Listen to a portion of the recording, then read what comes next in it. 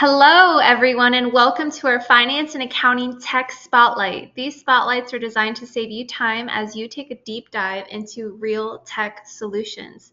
Today's session is Tech Spotlight FP&A Reimagined. See AI-driven planning in action.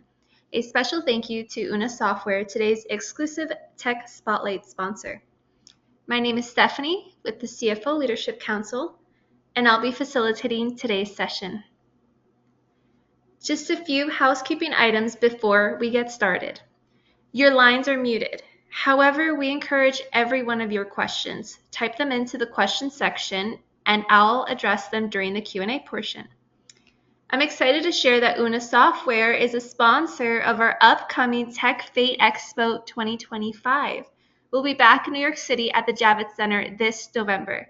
We hope you will continue your tech discovery by joining us and visiting Una Software live at their booth. Complimentary code in the chat. Addressing your tech stack can be overwhelming, but we are here for you. Our Finance and Accounting Tech Briefing is a great resource. It's a bi-weekly e-newsletter compiled by our brilliant CFO editor and gives you the pulse on all the hot trending topics. The section, What's in Your Tech Stack, is my favorite. Visit our site to subscribe today and read the recent issues. Speaking of hot topics, let's shift gears to the big reason we've gathered. A warm welcome to our amazing guest speaker today, Clayton Ramnari, CEO of Una Software. The floor is yours. Very good. Thanks, Stephanie. That's some good energy right there. Yeah, welcome everybody. Afternoon or morning, wherever you are. Happy to be spending 45 minutes with you today discussing, how we can embed AI in our FP&A processes and how can we reimagine what the future looks like with AI. So I'm Clayton Ramnarayan, CEO of Una Software. Instead we're going to really just talk about what's broken, what's possible with AI, and show you how it looks actually in real life. So I'm going to try to blow through a lot of the, just marketing stuff. I wouldn't say marketing stuff, but just kind of the contextual stuff. And then I want to get into, what does it look like in real life? So a little bit about the agenda. So here's what we'll cover. Just a quick intro, and then we'll talk about the reality of what CFOs are facing today. The issues with traditional planning, what we call performance planning, and then we'll show you how it works. We'll do a live demo. We'll leave time for questions at the end. Hopefully it's going to be very practical, fast-paced, and really centered about around you. So when we think about today's CFO reality, you're not just the steward of costs anymore. You're growth architects. And you know that. And we're being asked to move faster, plan more dynamically, and be right, like literally all of the time. So the problem, though, is, most FP&A tools weren't built for that. So, when you look at the example on the left here, Prime Day, it's like a massive FP&A success story, right? FP&A working directly with the CEO to uncover really interesting opportunities, and which amounts to a pretty significant part of Amazon's business. And that's just one example, but what's holding every FP&A team back from maybe being this, growth architect, being far more strategic with taking strategies to plan to action, is really around their tools. So 73% of CFOs still say their tools are manual and outdated. And if they try to invest, the gap is just so costly. It's time consuming. There's accuracy issues, all sorts of different things. So how do we address that? So the reality is that most FP&A tools, as you try to move away from Excel, they automate some of the workflows that you already do today, but they don't help you do it better. So budgeting, forecasting, workforce planning, you're doing it. You're doing it in spreadsheets, maybe partly in an FP&A solution, but it's a disconnected flow. It's reactive, it's hard to scale, and it's worse when you need to align with other teams. It's a mess. So it's like FP&A is over here, and then, we want to understand operations better, revenue better, or what's working or what's not. It's just a series of offline spreadsheets and misaligned data. So the result is you're making really big decisions on where to place your bets on shaky ground. So we believe, from our perspective at Una, we believe it's time for FP&A to get superpowers, not just automation. So when we started this company a few years ago, it was built to connect both revenue, operations, and finance data to make it all work together dynamically and leverage all of the new, technology in terms of elasticity and infrastructure, the power and performance, along with all the abilities that AI is bringing to the table. So our approach is rooted in driving true business performance. So connect strategy with planning, with follow through and execution. And so when I think about what makes us different, I've spent 2 decades working in FP&A and building FP&A solutions. What makes Una different? So first is really about, when you combine a sophisticated and powerful backend infrastructure along with AI native tools embedded, what you get, number one, is speed. So the ability to connect the dots quicker on what's working, what's not, and make better informed decisions with connected data, right? But not only speed in terms of getting to better informed decisions, but also like speed to just model. So speed to implement a solution like this. Normally it could be, if you're a larger company, 6 months to a year. If you're a smaller company, 3 to 6 months. And so how do we really shortcut that in terms of investment, but also the ongoing investment of, how do we maintain these models as our business changes? When I think about, what you get with more sophisticated architecture and AI, you get more accuracy. So when I think about, hey, if we're going to go to a connected view of our business with operational and revenue data along with finance, how do we make sure that the data we're looking at is accurate? So now we have AI native capabilities in our solution that can detect and alert anomalies in the data, which will point to how do we better architect our processes and systems. So that's really important because that's the foundation of AI. Also with AI embedded FP&A solutions, it gives you the ability not to just look backward. So typically in spreadsheets or in FP&A solutions, yeah, you can automate some of the workflows, but ultimately you're getting reports that are just showing you what happened. But if you can connect operational data with revenue data with your finance data, and you have a historical reference point, you can use machine learning models that can help you derive accurate predictive forecasts and outcomes. And so you can do a lot more what if modeling. You don't have to do that quarterly or annually. You can do that on the fly, monthly, as things change. And so when we think about agility, that's part of it. But also, as if you think about your periphery, there's all sorts of things that are changing constantly, not just, things that are on the macro level, but you may be investing in buying, new businesses or building new products and bringing new products to market. So how do your models change? If they're in spreadsheets or they're in typical FP&A solutions today, you're going to have to go and rebuild those models from the ground up. And then you have to rebuild all your models, templates, and reports and dashboards. So now that we have these flexible architectures underpinning your FP&A processes, your model can evolve, at the speed of the way that your business changes. So lots of upgrades, I would say, in terms of how you plan. Of course, if you're going to do this, the only way it works is if you play nice with your other systems. So whether it's your ERP or CRM, or other tools that you use, we need to integrate deeply to give you a real-time insight across all your data. So think about it as planning and high resolution. So, if I'm trying to sum this up, before we get into kind of the AI piece, if we take a step back, what are we really replacing? So we're moving from like static automation and workflows to agile planning, from rigid models to like fluid scenarios. So imagine just changing your business model, not needing to rebuild your FP&A framework. That's kind of what we're trying to build towards. So one that evolves with you, not against it.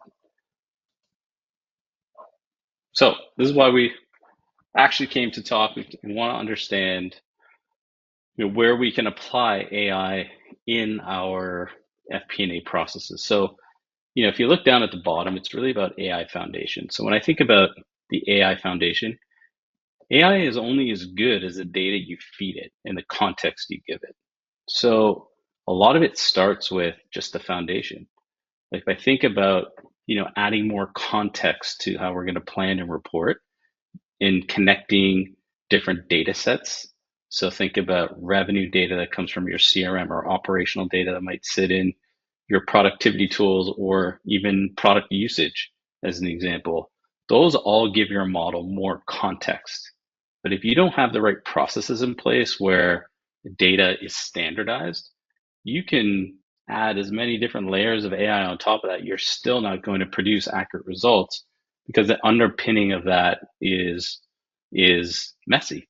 So what you need to do is as soon as you can, get on a journey of shoring up your processes, ensure that you're getting a really good foundation of data. So then I'll go to the top right. This is always going to be a journey. So it's good to find applications that have the ability to detect anomalies. So as you're importing new data into your model, instead of you having to go look at the data and tick and tie and do something very manual as part of your process or your team, let the AI engine look for anomalies. Let it look at historical data that's been imported over time. Let it compare it to the new data that's being imported and let it surface based on the score that it creates whether certain data points are anomalous or not. And then that way you can really just get to the core data that it believes is anomalous. Then you can just focus on those, correct them in the source system and re-import rather than trying to look at all the whole data set yourself in a very manual way. That's just one example of how you can combine, very strong process improvement over time with anomaly detection to get to a better place. But once you do that, then you can get far more predictive. So you can feed this operational data into your ML models, and that's embedded in kind of this Gen 3 FP&A tooling that will allow you to feed it operational data at a much lower level and then get more accurate predictions on what outcomes could be. And you can layer in, different types of data. So again, context matters.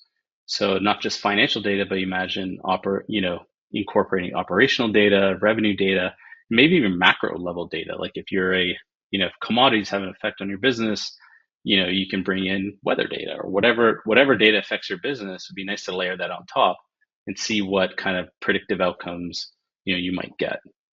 And then of course, if you combine your ML, so your models with AI in terms of large language models, so giving it a lot of context, you could then begin asking it questions. So if you think about Maslow's hierarchy of needs, the bottom being really accurate data and the top being self-actualization, which is, can I get really sound insights? That's the final piece. We want to be able to train our models so that it can look back at our data and provide reliable and accurate insights. So we're going to touch on a few of those today. So what are the outcomes of this? What we're hearing. So folks who embark on this, path of Gen 3 FP&A tools, connected planning along with embedded AI, they're starting to see a lot of improvements in the way that they're driving growth. So 5 to 7% higher growth, accuracy, which I think is really important in terms of forecasting, up 20 to 40% with dynamic AI modeling, and also just your planning cycles. A lot of times people are starting September, finishing by December, or it's never done. And as soon as it's done, it doesn't even matter because the plan is out of date. So just being able to reduce the cycles and maybe get to more, rolling forecasts is really important. Last slide before I jump into the demo, kind of show you how all of this might work in the real world. Just to give you some background on us, the team here, the founding team at Una, been around for 2 decades. We've built a few FP&A solutions across Gen 1, Gen 2, and Gen 3. We're kind of FP&A nerds. We're a team of operators and builders who've been in the trenches in FP&A. We founded multiple and scaled multiple FP&A SaaS companies and lived your pain firsthand. So this isn't our first rodeo, and we built Una for the next era. So let me jump into the demo. So just to give you some context of the demo, what we're going to start with is let's just take a basic annual budgeting process and let's break it down to our core components And then let's look at how AI can enhance, all the different steps. So kind of the four that we talked about: the AI foundation, anomaly detection, predictive forecasting, and then using our LLM bot or the Una bot to go in and help us answer questions. So just speed to insight. All right. Stop sharing there. And I'm going to share screen. There we go. Okay, so I'm switching to my other monitor. So you're going to see like a weird different side of my face probably for the next 30 minutes. Okay, so when you log into Una, the first thing as a power user that you're going to see is this idea of blueprints. And so when we think about Gen 1 and Gen 2 FP&A solutions, they're automating very specific workflows. We think about automating, we think about architecting a business process, and we start with a blueprint. So a blueprint is a series of different workflows. So when you log into Una, if we're thinking about the annual budgeting process, the things that we want to do are, we want to be able to identify what is the start end, what are all the different steps involved that we need to take to complete this specific annual budgeting process, and then what is the outcome. We need to embed, reviews and approvals. We need to update drivers. We need to import data. These are all coordinated steps, basically an action plan to be, to improve the way that we drive this process forward. Okay. Now, we don't just want to understand what the steps are involved and when things are going to happen. We want to actually also communicate along the way. So we want to enhance the collaboration that we have with all the individuals, cost centers, profit centers who are part of building the plan. This drives accountability, but also if you have a solution like this, it makes it very easy to get input from other folks. We also want to meet them where they're working today. So whether your company is focused, you do a lot through email in terms of your communication, or maybe they're on Slack or Teams. The idea is there to communicate where people are working today. So, and then, when we talk about connected planning, the idea here is, we don't just want to look at the financial context because we think that's siloed. We want to give more context into how the business is operating. So let's see if we can connect to multiple different sources, whether it's revenue data from your CRM, operational data from, some operational database like Snowflake or whatnot, or product usage data, whatever it is. We want to bring in that all that context in, and we want to be able to determine, when that happens as part of our flow in the process, but we also want to be able to run these things on demand. And we know there's calculations that happen, on import as well. So we want to be able to identify when those happen and how. And then, of course, when we think about workflow, well, what are the things that the tool can do using AI that's going to help us, better work with the data? So when we think about all the different, detectors or ability to project what could be, we want to do that as part of the blueprint. So maybe on importing CRM data, we know that can be messy. So, can we create a system where it looks at historical data, compares to what we're importing, and then builds a report for us that gives us a sense of what the anomalies might look like, so then we can take action very quickly. Do we want to import, whatever kind of data we want, and then use our time series forecaster to automatically look at our plan, look at what's being imported, and then develop a projection going forward? So these are all things that can be automated on top of just, going from A, B to C. So if you can imagine, maybe we're in our budgeting process, as part of the process, we're uploading revenue data. So I'm just going to show you a little bit about what that looks like. So, whether you're using HubSpot, Salesforce, Zoho, whatever it might be, being able to directly connect to the information that sits in your CRM. We know that CRM data can be messy. It often is. It's never going to be perfect, but that's okay. But the goal is, what are you using these tools for? What are the things that you're tracking? Are you looking at different pipelines in terms of acquisition, maybe onboarding, retention, expansion? How do we bring those all in a meaningful way? And then how do we actually understand if the data is accurate? So that's when we can use AI as a way to detect whether there's any anomalies. So if I go into my reporting and analysis, I can go to my anomaly detection results report. On import as part of my process, the anomaly detector, what it does is, if we're just thinking about revenue data, it's going to import my latest data from my CRM. Could be things like lead volume, contract value, periods, all sorts of things based on previous historical imports. It will have created a score, and then what it's going to do is look at the existing import and understand, in October, here are all the different data points over time where we're getting anomalous data relative to what's happened in the past. So you can see, starting kind of in July all the way through October, we have a lot of outliers that we need to look at. And that's going to help us, and we can sort and filter, and then we can go back into the CRM and figure out what that means. It could be a good thing, and it could be a good thing, but at least it points us in the right direction, and it narrows our focus on what we need, to go in and fix or to review. So that would be the first step.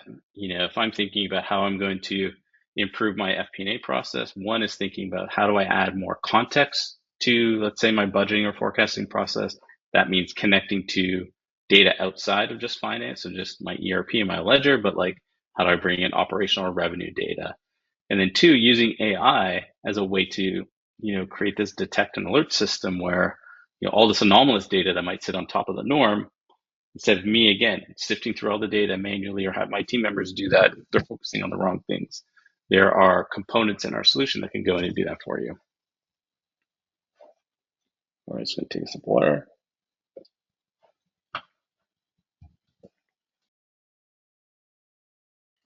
Okay, so moving on from data import, let's go back to our process here. So when we set up our workflow process, the goal is to, also build a collaborative way in which we can engage other folks who are contributing to your annual budget. As a budget owner, you want to be able to, track these different components of the plan that we laid out in the blueprint, understand what's happening, what's overdue, not started, in progress, and completed. We want to get a clear depiction on where all our contributors are at at any point in time. We want to understand from a calendar view when things are due, who's responsible for what, what is the progress, etc. And then if I'm an individual contributor, I want to log into Una and see what are all the things I've been assigned to, and then being able to track my progress against that. So you can see my first step here. Maybe I'm going to be the head of sales for a moment. The very first thing that I need to do as part of my plan is I need to go and build my revenue plan. Okay, I can see I'm 16% complete here. If I click on this, I get access to my revenue plan template, and this is what it looks like. So the idea is when you bring in connected data, I'm just going to make this a little smaller. There we go. When you bring in connected data, now as a sales leader, I'm not only looking at the financial aspects of what revenue looks like from a finance lens, but I can also see it from, myself as a sales leader. So what is my projection? What is my revenue target? What capacity do I have on hand to hit my revenue projections? This is assuming you have like a sales force where you have people, you have a pipeline, etc. I want to see the breakdown of my revenue by different segments, or regions, or products. By incorporating that additional context, I can understand, what's happened in the past, but where do I need to go? And below is kind of my modeling interface. So, maybe the way I model is I understand my pipeline. I understand, at the top of the funnel, how many leads I need to create, in what segments, for what products, what average selling price. how many leads do I need to convert to opportunities? How many of those opportunities need to convert to closed one? And then compute what my revenue projection is going to be versus my target. So in this particular case, you can see, for US East, my revenue projection to target, there's a variance here. So I could make just a top-down assumption, or because I have that connected view of my business, because I've brought all that revenue data in, I might be able to go and now understand my pipeline in deeper detail. I have to share the screen. There we go. So now if you're bringing in revenue data into your planning solution, you should be able to look at your pipelines. This is a pipeline just tilted on its side. And the idea is based on your customer journey, what are all the steps involved in getting from contact all the way to a closed deal and then onboarding that customer? Can I understand what the volume's been over time? Can I understand the velocity, the volume, the conversion rates, the average time in each step of the process? Can I look at that data by any segment of my market? If I want to just look at SMB as an example, can I look at then SMB by any owners? So by my account executives, by any sources. I want to break this down by, inbound channels, campaigns, outbound, partner, across any regions. And so I can really get down into the nitty gritty to understand what's working, what's not, all the way down to the detail, and then looking at my trends over time. So velocity, volume, conversion rates, time and stage. I want to be able to compare that to any period in time in the past. I want to be able to click into any point in, as it relates to my customer journey or my funnel, what's been working, what's not, what do we have there? What do we add in this period? What closed, what lost, at what rate, at what price, and how did that compare to the previous year? There's a bunch of insights here that you can get, and that will help you then resource whatever best next action you need to take as a team to improve your revenue production, right? So just being able to bring all the data together, normalize it, and then sit analytics on top of it is one thing, but then it helps actually with how you're going to use that information to build really accurate plans. So if you have your connected revenue and you have all those conversion rates and all of that detail around your sales funnel, then you can go in and use that information to adjust your plan. So I can go in here and say my opt to close, we're going to model that a little bit higher for product A in mid-market for US East. I make those changes. And with an agile planning product, as soon as you make those changes, everything updates. Now, that's great. Now I understand what the impact is because, by having a connected planning platform, I'm not just seeing impact to revenue, what we can do, but, what it's happening to expenses. So I can see here that I have a sales capacity issue. It's great that if an improvement in conversion rates based on some actions that I'm going to take is going to improve revenue and productivity, but it's also leaving me a gap on sales, my capacity. I don't have the coverage to hit that number. So what I'm going to do is, as a sales revenue, I'm going to go to my capacity plan because I have this connected planning experience here. Let's just let me try a different path. Internet. There we go. Let's try that again.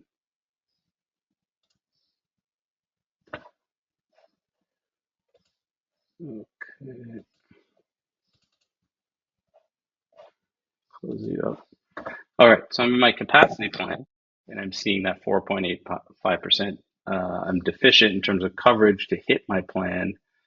So I'm going to see where that deficiency is. I can see it. The gap is in US East. I can see all the FTEs and quotas and capacity across all my different markets and regions. So the question is, I have two different levers to close the gap on coverage, and then I can improve productivity. So here I can change the, my quota attainment, but I'm pretty high already. So really, it might just be a headcount resourcing opportunities. So then that's when it would direct me to go into my headcount plan. So I go to my workforce plan, launch that, and then here for my sales department, I can see the breakdown. I can see how many heads I have today, where they're allocated, and then across different expense line items. I can see my full, employee roster for sales, how they're allocated across all my different regions, and if I feel like I need to add more coverage, I can just add, maybe this is a, oops, wow, I didn't know I could do emojis. That's new, TBD. And then I can, cut and paste, use Excel kind of knowledge to go in and create this new line item for this new rep that I'm going to hire. We have the ability to pick, pick lists, whatever, to make it really easy. I can adjust my quota for next year. For productivity, this guy's only going to be able to do 400,000, let's say, because he's new. Make the change, hit save, and now it's going to update my model and all the expenses associated with it. So that's going to go, it's going to refresh, right? And so then I can see where I'm at. If I go back to my capacity model, I can just quickly check if I've been able to solve for it with this new headcount. So you can see now I've solved the problem with adding that new head. So that's all great. So having this, revenue connected planning, I can really get, accurate drivers, build a bottoms up plan.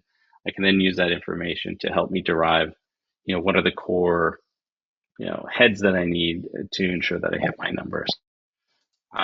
So where do we go from here? So now I want to go and do my expense plan. So this is where we can get into some more interesting things. So I'm going to open up my expense plan as the sales department leader. Now that I've finished my headcount plan, here I'm going to have my allocated costs from corporate. So this can be based, I'm not going to be able to change those, but in yellow are the ones that I can change. So I might say, hey, we've added these new headcount. That's great. They're going to need some new, I'm going to need some more licenses for software. So I'm going to need to understand exactly, what we spent on all the different software across sales. So here you can see Slack, Microsoft, Zoom. What are the licenses, the costs? When do we buy them? And then take that information and then add it to my plan. So here are my software costs. So I can go in, hit line item details. I might need some new costs for Salesforce. And then we know Salesforce is crazy expensive. Sorry if there's anybody on Salesforce on the call. And then we hit confirm, and then away we go. So the cool thing is that you can model at your GL level, or you can go down to the transaction level or line item detail level and model those things. We have, we leverage conditional formatting, things like that, to spike out where we think costs are going to be outside the norm. You can go in and, we're going to do a big advertising campaign in this person's region. Maybe we're going to increase our spend across Q2. And then, maybe we're going to actually adjust that proportionately. Actually, let me try this instead. Spread proportionately. I'm going to add $6,000 worth of spend. I'm going to spread it proportionally based on the numbers here. So as I hit save, you're going to see all my different costs spike up and whatnot. So you'll see advertising, software, all of that moves upward. So what we're trying to do here is really use AI to help us build a really solid foundation for data, bring more context into the planning process by connecting it to revenue and operational data, and then make the experience for the user architected by using our blueprints really seamless. So going from revenue to headcount to expense, a really fluid process, right? And being able to model in a really simple way using embedded visualizations that feel like business intelligence views. So just getting a more visual way of how the plan is interacting. Now, I'm going to get to two more AI components very quickly. So one thing I just want to showcase when we're working with connected data, we can start to look at different perspectives. So if I just change my filters here and now I want to look at a forecast, as once we build our plan and our actuals are coming in, I can then roll over my templates or reports. Think of this as just windows into the database. And as I pick, different comparative lenses, I'm going to get different data that refreshes into my views. So here for the same accounts for sales, I've rolled over the template. I have a completely new version because we brought in actuals from your ERP. Now I'm seeing a forecast 11 plus, or sorry, 1 plus 11. So I have actuals now for January. I have the rest of my plan. And now I can go in and, make further adjustments. But my budget's fixed, my actuals are fixed. Now I have this new what if. And again, you're not limited to any scenarios in the application. You can build as many different, what ifs as you want. Now, the goal is, how do we use AI to help us infer, what might be happening? So let's go talk about LLM. So embedded in Una is this, Una bots. This is your large language model connected to your data. Ask it questions, help us get to answers quicker. So this is all about speed. We know you can get there on your own, but imagine like the cognitive load that it takes to decipher everything that's sitting in all the different visualizations and all the different views of your data. Wouldn't it be great if the LLM could just cut through the noise right to the things that are meaningful? So as an example, I can ask my Unibot. I just sent a prompt here, and I said, and I can pick different models that I want to use as an example. But I said, find me a variance report in my file explorer, just a very broad prompt, and then explained and gave me a description of all the different variance reports that I have available to me. I could go then and then explore. So I can click on it, and here's a variance report. A consolidated variance report where I'm looking at sales compared to plan. I can see, where things are off, actuals versus plan across products, across across my different teams or cost centers, and then go down to the actual accounts for sales and understand where the variances are. Now, traditionally, you can go in and explore these things on your own. So you could actually immediately from this dashboard, I could go drill through to my plan, excuse me, and understand, what do we plan for? Why is the variance so high? And you can see, hey, well, that's where we added this new headcount. That's why our variance is so high. Share this tab. There we go. So here we've drilled back to our workforce planning. We can see Zane here. This is a new guy that we planned for. This is why we're seeing the spike in commissions. We can go back. So let's get the cough here.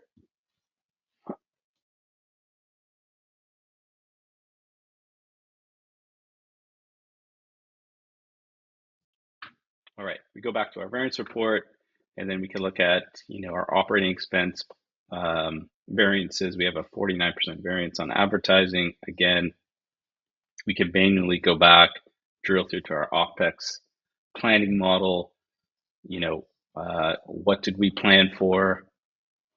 And again, we could, we see where, we're being guided to look for the answer. We can see where we've invested further expense. We can see the line item detail that was put in for, sales forces, etc. So we can understand why the variances are there.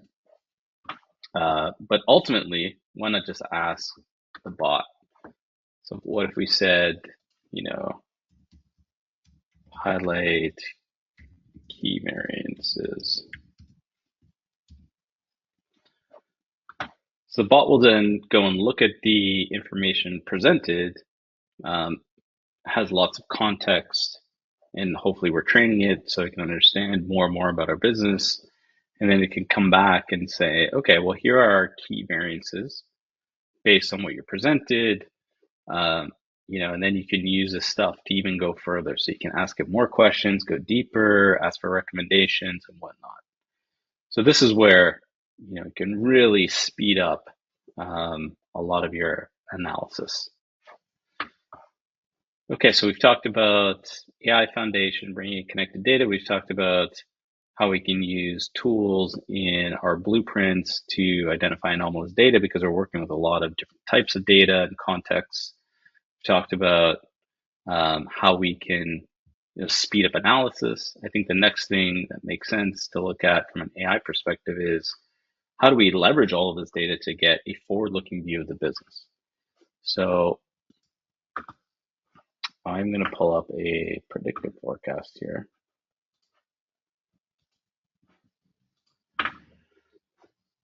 So I'm going to use this as an example. This is a predictive forecast that my AI bot created. So what we're looking at is we built a new scenario for this specific period.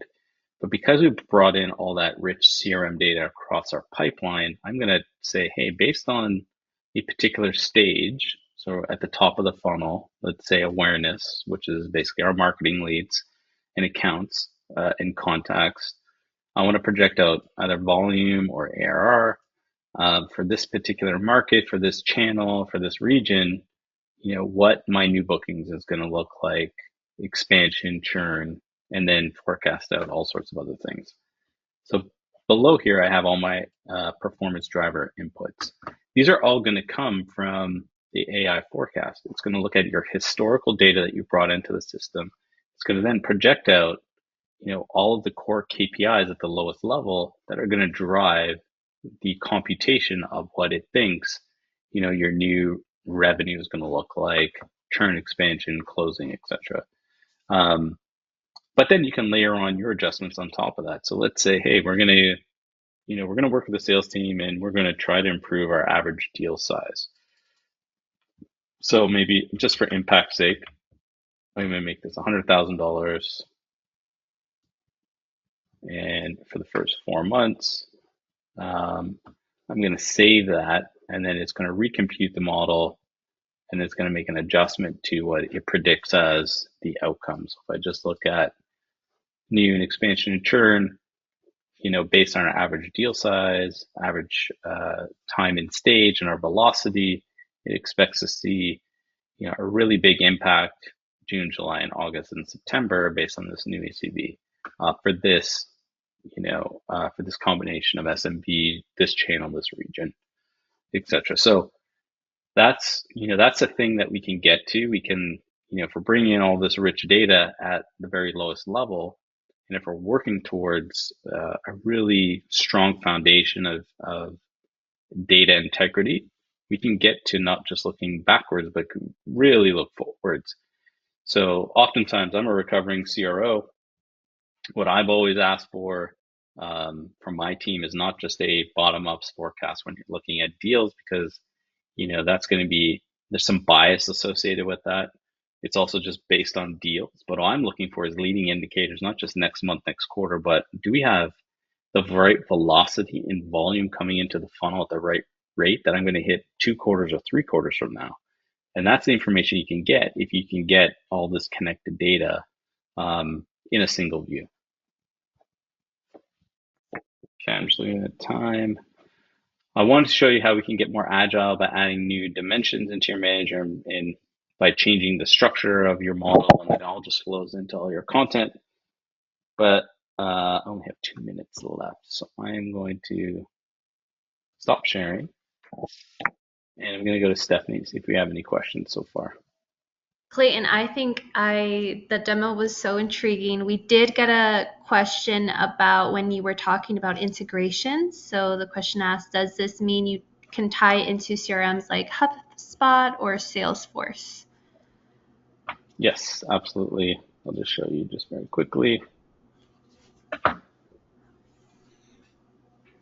So yes, so we have direct API into HubSpot, Salesforce, and then we use Azure Data Factory to connect to 200 plus other sources of data. So that could be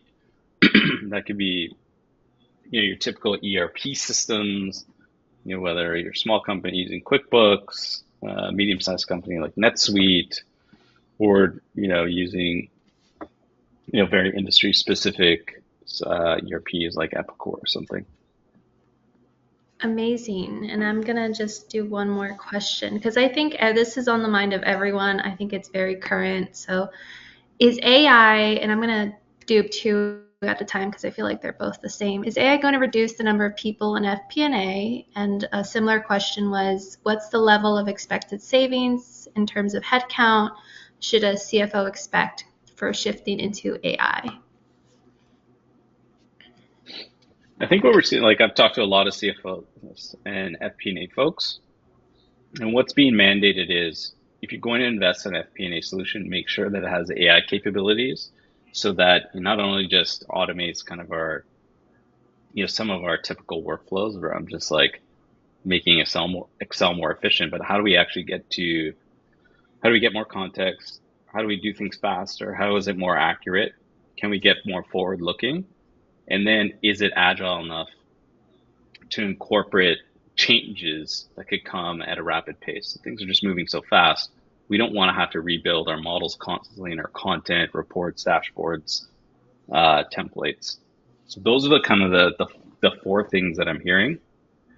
It's not that it's going to replace things. It's that they're just asking that investments that you're going to make have AI capabilities that are going to make things better and more efficient. I think you're right on the money. Thank you so much for everyone for connecting with us today. A very special nod to our guest speaker, Clayton, and the entire Una software team for helping us with this tech spotlight. I like to think of these gatherings as just conversation starters. Keep the conversation going. Reach out with any follow-up questions, any questions you may have. Remember to look out for our post-event email, which will include a link to the full recording. Feel free to share it with your team. It will also include the slide deck and more info on Una software. This does conclude today's spotlight. Until next time, stay well, stay curious, and stay connected. Thanks, everyone. Thanks, Stephanie. Thank you.